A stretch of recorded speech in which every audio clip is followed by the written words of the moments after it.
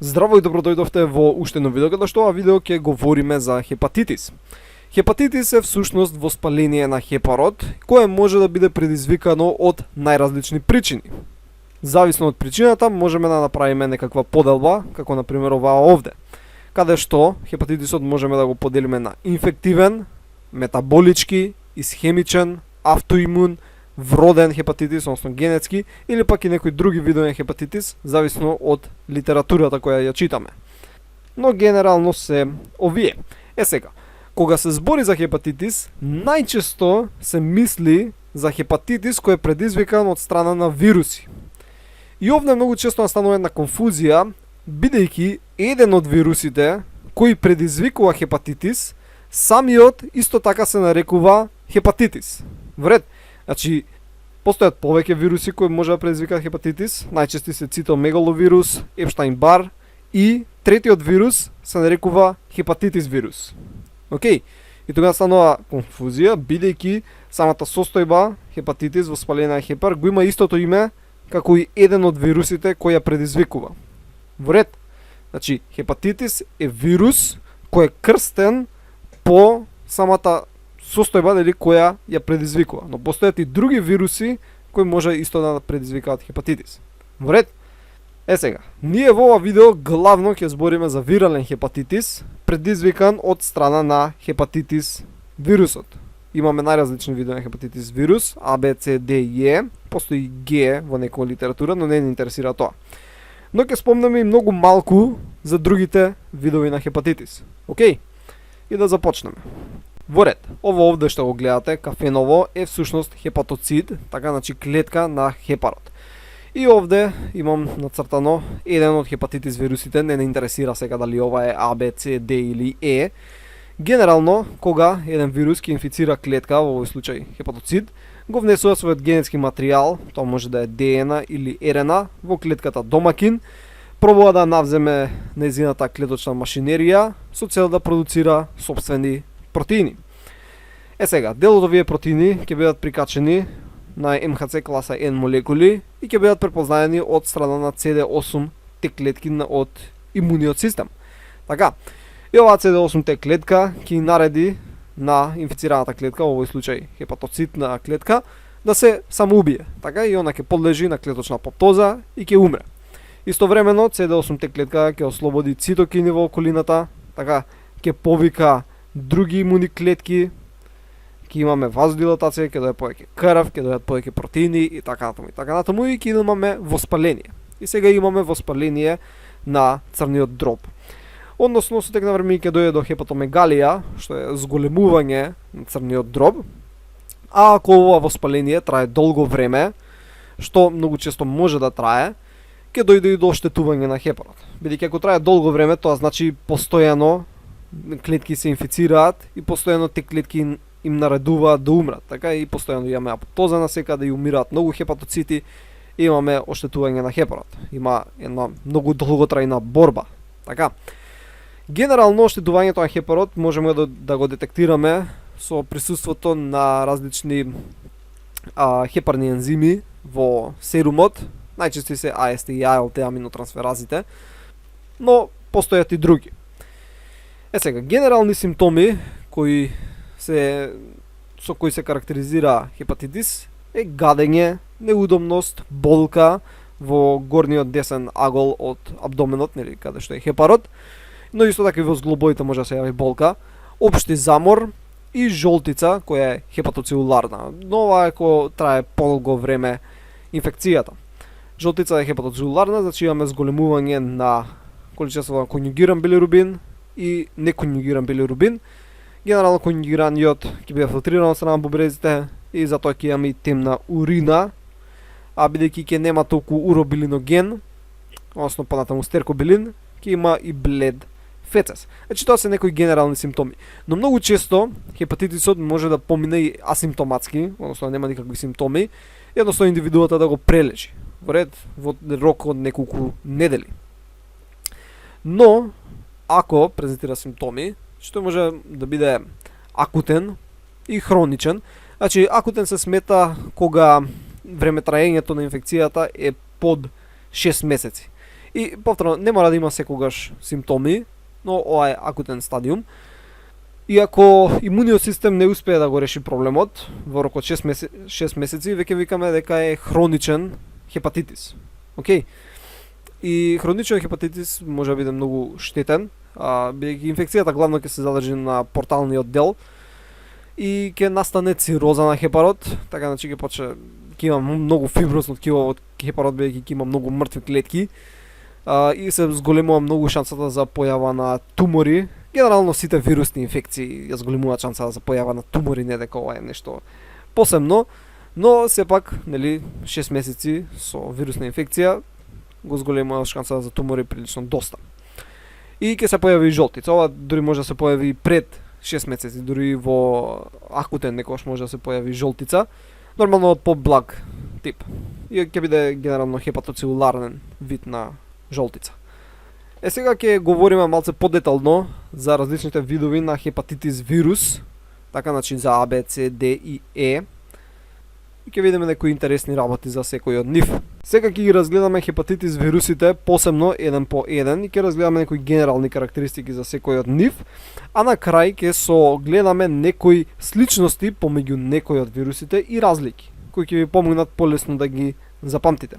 Прв на листата е хепатитис А вирусот, кој е всушност вирус кој спаѓа во пико ера на вирусите и генетски материјал му е всушност едноверижна РНА, значи single strand RNA. Што е многу интересно, значи вирусите се генерално интересни, дека генетскиот материјал е всушност РНА и некои вируси дури имаат двојно верижна РНА, што е стварно неверојатно. Хепатитис А вирусот се внесува, односно се инфицираме од него преку фекално-оралниот пат. Односно, генерално хепатитис А вирусот го има во фекалиите и тие фекалии може многу лесно да стигнат до водата која ја пиеме или храната која ја јадеме. Например, некој кој подготвува храна бил во ВЦ, не си ги изми убаво рацете и сега дел може да има од вирусот на храната која може некој друг да ја изеде. Така. Или многу често во Африка, Азија, недоволно развиени земји, фекалиите кои одат во водата, понатаму во подземните води може и тоа да се измеша со водата која се пие, па нели да настанат тука проблеми преку контаминација на водата. Дури многу често може и кога се јаде храна која живее во таква вода да дојде до инфекција. Например, кога се пуштаат фекалиите во, не знам, реки, езера, може школките, така, или некои риби да го акумулирале вирусот во себе, бидејќи они нели живеат во таа област, и понатаму ти ако изедеш таа школка или таа риба, нели да се инфицираш со вирусот. Но инкубацијата трае од 2 до 6 недели, така и генерално на почеток нема да има некои симптоми, но многу често и нема ни да приметиш дека го имаш вирусот, зашто едноставно ќе помине асимптоматски. И развива само акутен стадиум.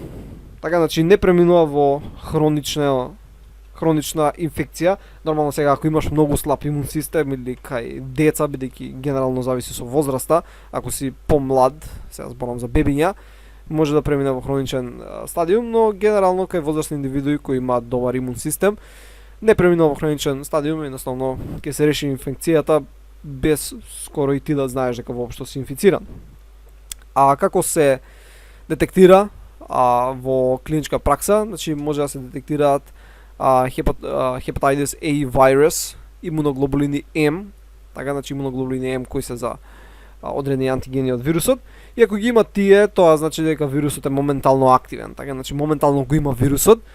Додека ако забележиме Г, имуноглобулини, односно антитела за хепатитис А вирусот, тоа значи дека веќе бил прележан и сега оваа индивидуа е така имуна на вирусот во иднина.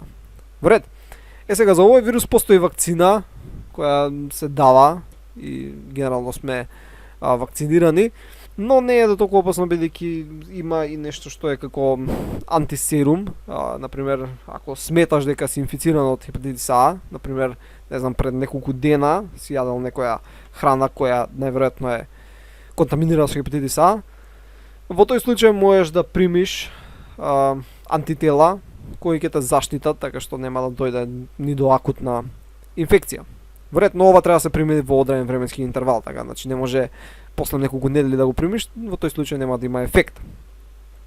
Некои дополнителни факти е дека интересно е дека хепатитис А вирусот го користи HAVCR1 гликопротеинот на мембраната на хепатоцитите за да добие аксес, нели, до клетката и интересен факт е дека и Ебола така го користи истиот гликопротеин. Нареден на листата ни е хепатитис Б, така и овој влегува во групата на хепа-ДНА вируси и има двојноверижна ДНА, значи double-stranded ДНА, што не е толку чудно и ние имаме двојноверижна ДНА. Се пренесува преку крв, кога се мисли на крв при, например, при трансфузии, ако крвта која тие несува така има хепатитис Б, во тој случај ќе бидеш ти инфициран. Најчесто се пренесува родителски у смисол на пораѓање, значи мајката го пренесува на детето, тоа се мисли под родителски, или од незаштитен секс. Но генерално го сретнуваме дека се инфицираат доста наркомани, значи злоупотреба на дроги кога користат исти шприцеви и така натаму. Таму многу често имаме инфекција од хепатитис Б, С и ќе видиме и Д. Хепатитис Б е акутен, но може да премине и во хроничен стадиум, кај 5 до 10% од инфицираните. Нормално оваа бројка зависи од повторно од возраста на индивидуата, кој е помлада, кој е, не знам, тинејџер, мало дете. Многу е поголем процентот дека ќе премине во хроничен стадиум и ќе биде опасно. Инаку постои вакцина и за овој хепатитис и го детектираме во пракса преку присуството на најразлични антигени или антитела за дадени антигени. И ако идеме овдека подоле, ќе видиме дека може да се детектира, например, преку хепатитис Б surface antigens. Бидејќи вирусот хепатитис Б е прилично комплексен, така сега ние нема да влегуваме во ултраструктурата, но замислете се дека на површината има одредени антигени, така, значи антигени се протеински молекули кои најчесто протеински молекули кои се детектирани од страна на имуниот систем, односно има антитела кои може да ги врзат. Значи овие се surface, површински, може да се замислите дека има некои кои се повнатре, кои се нарекуваат core и се бележат со мало Ц. Има некои како се pre-core или core, кои се бележат со Е. И бележаме со виолетова боја тука вака некаде. Океј. Сега зависно за кој антиген збориме, ќе има нели соодветно С, С или Е. И кога имаме, например, инфекција, првично се појавуваат овие surface antigens во крвта. Така, кога имаме акутна, така кога се достигнува врвот инфекцијата, во тој случај имаме максимални количини. Океј?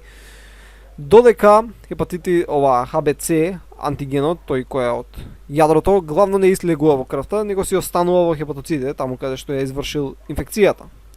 Во ред, додека Е може да се најде во крвта. Океј, значи може да се најде во крвта, но не е прв, така, значи прв е овој surface antigen. Постои нешто што е HBX протеин, не интересира тоа толку, и постои и полимераза, која е карактеристична за овој вирус. Полимеразите не служат за синтеза на нуклеински киселини, но оваа полимераза има способност за не само синтеза на ДНА, него и за реверзна, така, значи за реверзна транскрипција, односно може од РНА да прави ДНА, што е многу интересно. Сега, surface antigens, значи HBS, се појавуваат и уште пред да има никакви симптоми. Океј, значи во помале количини може да се детектираат во крвта со имунолошки техники, но кога ќе се појават симптомите, значи има некои максимални така концентрации во крвта.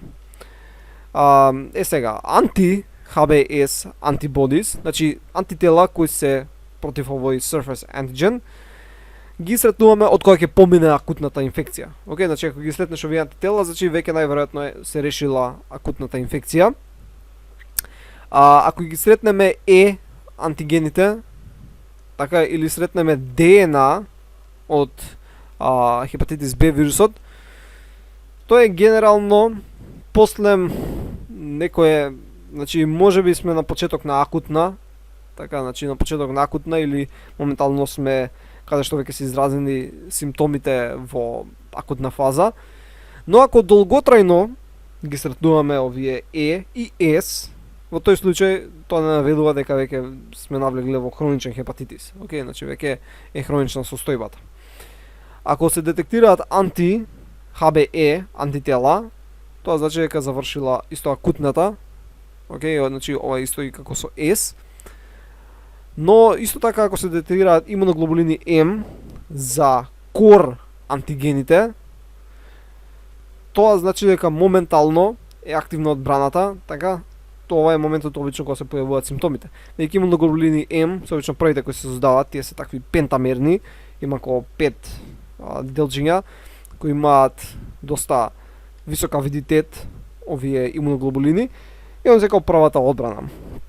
Но ако трае подолготрајно време, така значи тие ќе преминат во имуноглобулини Г и во тој случај сметаме дека имаме хронична инфекција. Океј, значи ако сретнеме имуноглобулини Г кои се за хепатитис Б, С антигенот. Океј, тоа е нешто генерално за хепатитис Б. Следен на листата е хепатитис С, кој многу често го сретнуваме и ова е прилично потежок нели да се отстрани од телото, веќе за овие другите најчесто нели самиот организам ќе го среди. И ако гледаме дека некојаш инкубацијата може да биде многу долга, така што многу често нема ни да приметиш дека имаш вирус пред да почне нели да се појавуваат симптоми. Сега, хепатитис С, вирусот спаѓа во флавивириде и као генетски материјал има single strand RNA, значи едноверижна РНА, се пренесува исто како и хепатитис Б, значи преку крв, се мисли нели на трансфузија или преку користење на игли постојано, така од други индивидуи кои се инфицирани, од мајка на дете, така при пораѓање и при незаштитен секс. Океј. Инкубацијата е 4 до 26 недели, не интересира толку, но одека што е најинтересно е дека да, се развива акутна инфекција, но хронична имаме кај над 80% од инфицираните, што е стварно неверојатно. Така, кај над 80% ќе се појави и хронична инфекција. Сега ќе видиме малце подолет зошто е тоа така. Инаку нема вакцина за овој вид на хепатитис и сега ќе видиме некои подетални работи. Значи, генерално целиот геном на хепатитис С кодира за еден огромен полипептид. Во овој еден огромен полипептид подейства на протеази, кои генерално си ги носи со себе, дел од протеазите, ќе биде разграден на 10 протеини. Океј, дел од овие протеини се исто протеази, кои се врти циклусот, така и ќе бидат инкорпорирани во новите вируси. Еден од протеините е NS5A, кој е битен за понатаму асемблирање на протеините во нови вируси. Имаме РНА полимераза. Сега, оваа РНА полимераза, која е одговорна нели за правење на нова едноверижна РНА, која ќе биде во новите вируси, е не толку добро функционална. Значи, дека слаба сум забележал, али се мисли ко не е многу ефикасна. Океј, постојано прави грешки. Ако прави грешки, тоа значи дека секоја нова генерација на вируси има на некоја си мутација. Океј, значи секоја нова генерација на вируси, која се развива не знам се за колку долг временски период, се на некој си начин нови квази видови. Значи, не се нови видови, али се видоизменети. Океј, поради тоа секоја нова генерација е различна. И сега кога ќе се појави инфекција, имуниот систем, значи први ќе го препознае вирусот, океј, супер, го најдовме, вака изгледа, така. Океј, кога ќе дојде новата генерација, така се размножил малце вирусот, инфицирал некои нови клетки, тие новите вируси сега изгледаат различно. Океј, бидејќи се направила грешка при копирањето. Така што секоја нова генерација на вируси се малце видоизменети и многу му е потешко на имуниот систем да се справи, бидејќи постојано се менува. Значи многу брзо се менува вирусот. И имуниот систем не може да се справи ефикасно и затоа преминува во хроничен хепатитис. Океј. Генерално се детектира преку присуството на РНА, која припаѓа на хепатитис С вирусот, така значи ќе се зема дел, се прави PCR, зашто се знаат праймери кои ќе соодветствуваат на таа РНА. И ако се намалува, тоа е добро, така значи ако се намалува количеството на РНА во крвта, хепатитис С РНА, тоа е добро, но ако останува иста со текот на времето, значи промената ако е еднаква на нула, тоа значи дека веќе имаме хроничен хепатитис. Може да се детектира користејќи рекомбинантни, значи тоа се антитела кои се добиваат со помош на генски инженеринг и користење на ELISA техники за детектирање на имуноглобулини Г. Тоа е генерално за хепатитис С. Сега идеме на Д. Д е многу интересен, значи он припаѓа во групата на Делта вириде. И има на некој си начин како циркуларна или дефектна single strand RNA. Така, значи има RNA, али не е скроз функционална. Океј, значи самиот овој хепатитис Д не може да не инфицира сам по себе. Вред, за да те инфицира хепатитис Д, мора првично да бидеш инфициран од страна на хепатитис Б. Вред, затоа викаме дека има нефункционална RNA. Мора да има некој друг првично да те инфицира, па он за да дојде. И се пренесува исто како и Б и С, значи преку крв, родителски и незаштитен секс. Објаснив што значат тие. Инкубацијата е 2 до 26 недели како Б исто. Генерално е акутен, но може да биде хроничен. Сега, зашто тука има две бројчиња, значи има 10% и има 90 до 100%. Што значи тоа? Сега ќе објаснам, значи запомнете 10% за коинфекција, 90 до 100% за суперинфекција. Нема вакцина. Сега, што објаснувам со тоа зашто мора да иде со Б? Првично мора да имаш во крвта присуство на surface antigens од хепатитис Б, значи HBS антигени. Вред, ако ги имаш тие, во тој случај може Д да инфицира. Ако Д, така, заедно со Б инфицираат во исто време, така, значи истовремено, во тој случај викаме дека тоа е коинфекција. Така, значи коинфекција. Во ред. Но, ако првично е Б, така, па премине ова во хроничен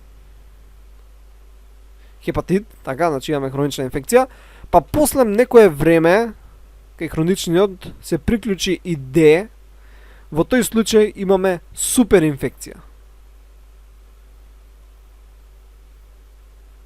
Вред, значи ако инфицираат истовремено е коинфекција, ако Д се приклучи покасно, во најчесто кога е хронична инфекција, се нарекува суперинфекција. И суперинфекцијата може да биде доста опасна, окей? Значи суперинфекцијата секогаш скоро преминува во хроничен хепатит во однос на Д.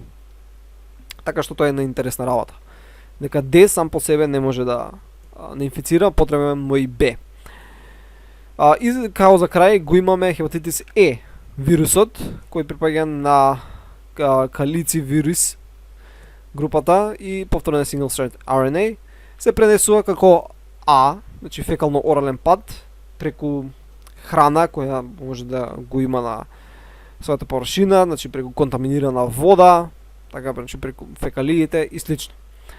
Инкубацијата е 4 до 5 недели и многу често може и да нема симптоми, значи само да го прележеш, нема да знаеш дека си бил инфициран. Како кај А, значи ако има имуноглобулини М за хепатитис Е вирусот, значи за антигени од хепатитис Е вирусот, во тој случај тоа значи дека во активно фаза, значи моментално е инфицирана индивидуата, додека ако сретнеме имуноглобулини Г за тој вирус, тоа значи дека го прележал вирусот. И нема вакцина за овој вирус, но е многу опасен, ова да се напомене, за бремени жени. Значи кај бремени жени може да биде фатален. И генерално е носен од страна на животни, така, значи мачки, кучиња, некои бувачки и така натаму. Сега, некои овдека сличности кои може да ги забележите е дека хепатитис А и хепатитис Е се многу слични. Така, значи фекално-орален, и двете се со single strand RNA, така, имаат само акутен, иако може некојаш ретко и хроничен стадиум да премине, се детектираат на сличен начин преку имуноглобулини М, ако е моментално инфицирана индивидуата, или Г, ако е веќе прилежала.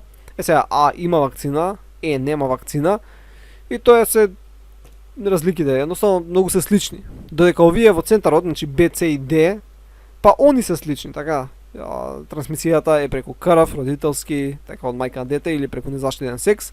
Прилично е слична инкубацијата и скоро сите имаат некоја си процент шанса да развијат хроничен, да премине во хроничен хепатитис. Океј, се надам дека отприлика вака ви е јасно. Сега ќе спомнеме и збор 2 за другите видови на хепатитис.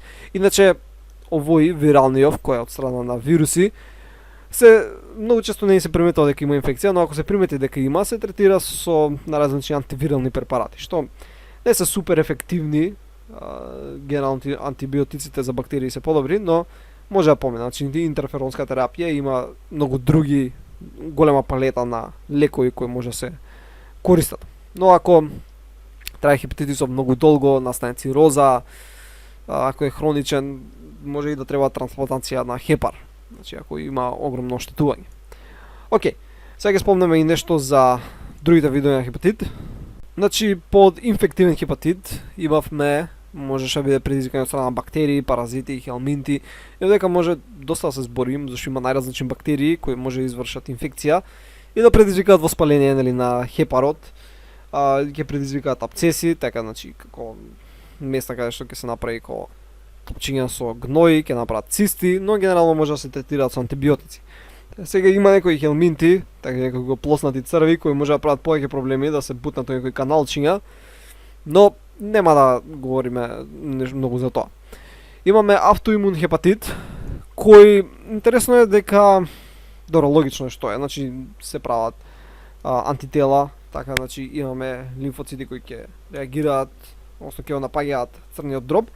Но интересно е дека многу често се развива следејќи го инфекцијскиот хепатит, така, значи ако имаме, не знам, вирусен хепатитис или бактеријски, и сега поради првичната инфекција имаме многу оштетување на хепатоцити. Така, значи многу хепатоцити биле оштетени, и ако биле многу хепатоцити оштетени, многу од нивните материјали, така, значи ДНА од хепатоцитот искочила, многу протеини кои се наоѓале во хепатоцитот искочиле, така, значи најразлични протеини, молекули, липиди, јаглехидрати и така натаму искочиле од хепатоцитот, бидејќи бил оштетен така од страна на вируси, бактерии, како и да е. Сега, кога сите овие молекули ќе се најдат така во околната средина, тие ќе бидат изложени, ќе може да се сретнат со, например, Т клетките, океј, или со Б клетките. Генерално не треба да влезат во интеракција, бидејќи Т клетките и Б клетките подлежат на селекција, но сепак кога ќе се најдат во ваков близок контакт многу долго, така како имаме хроничен хепатитис, трае долго време, имуните клетки постојано се во контакт со молекулите од внатрешноста на хепатоцитите, може да дојде до автоимуна реакција, така, до автоимуна реакција, и потоа ќе се развие автоимун одговор кој ќе презистира. Значи нема генерално лечење, се даваат имуносупресивна терапија која треба да се прима генерално цел живот, или пак може да се направи трансплант на хепар. И постојат два типа, така, че прв тип главно се јавува кај адолесцентни луѓе, така, че кај повозрасни, каде што се развиваат антитела за против ДНА, така, че антитела против ДНА, бидејќи имуните клетки ќе бидат изложени на ДНА од мртвите хепатоцити, против антитела против smooth muscle actin proteins. Значи, всушност, самите хепатоцити внатре во нив имаат актин, океј, значи тоа е исто и дел од цитоскелетот, значи има микротубули, има, тоа е генерално тубулин протеин, но има и некои актински протеини кои сега ќе бидат во околната средина, така, различни имуни клетки ќе бидат изложени на нив и може да се развијат антитела за тоа. Ќе има anti-soluble liver, така, liver antigens или liver pancreatic antigens. Значи против различни растворливи хепарни протеини, некои молекули кои ќе бидат self антигени. Имаме втор тип на автоимун хепатит кој го сретнуваме кај млади индивидуи, и овдека може да биде да имаме антитела против хепарбубрезните микрозоми, значи микрозомалните фракции, или пак против вакви протеини кои се наоѓаат во цитосолот на хепарот. Бројот, значи главно цитосолот на хепатоцитите.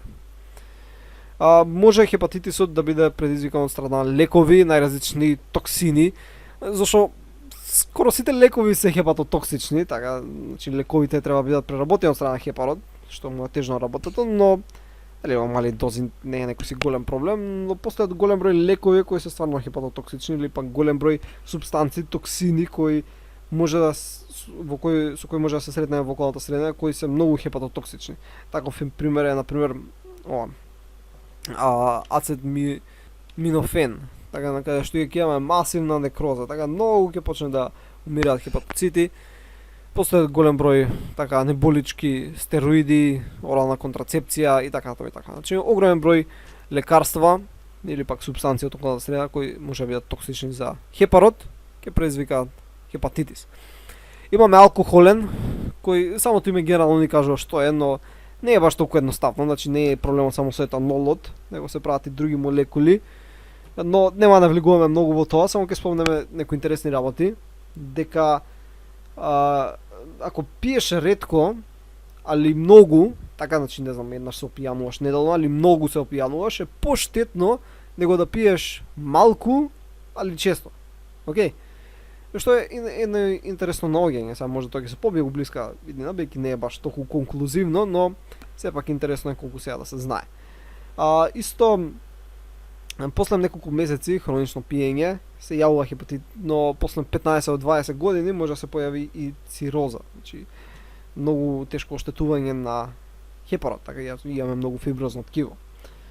И алкохолниот хепатит генерално се јавува кој ќе имаме замастен црн дроб, но може да се јави и неалкохолен, каде што се јавува замастен црн дроб без консумација на алкохол, и ова е главно кај дебели луѓе кои што имаат висок крвен притисок, многу липиди у крвта и така натаму. Но значи нема да навлегуваме у тоа, едноставно го спомнам дека постојат. Постои и некои вродени нарушувања како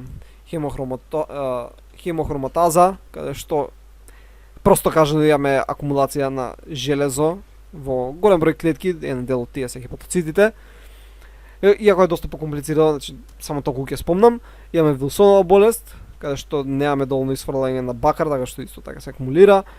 Имаме алфа 1 антитрипсин дефициенција или пак Рейов синдром. И тоа е генерално се што требаше да се спомне за ова видео. Значи, нека да влегувам у бројки колку луѓе се заболени од ова, значи епидемиологија, значи има само еден интересен факт, значи од Б има 2 милиарди луѓе, така што секој трет човек можеби имал некојаш или прележал.